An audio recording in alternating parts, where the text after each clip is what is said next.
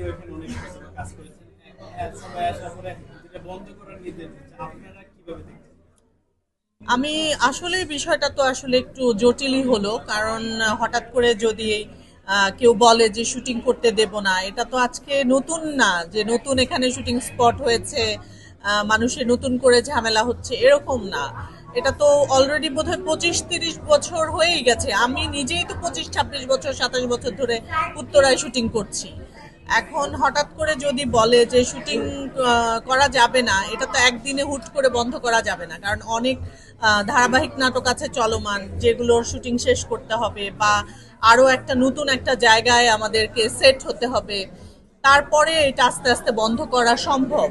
কিন্তু এরকম হুট করে একদিনে বললে আসলে হবে না। আর আমার তো মনে হয় না যে এটা আমরা যে সব জায়গায় শুটিং করি খুব বেশি যে মানুষকে ডিস্টার্ব করা হয়, আমার কাছে কিন্তু সেরকম কিছু মনে হয় না।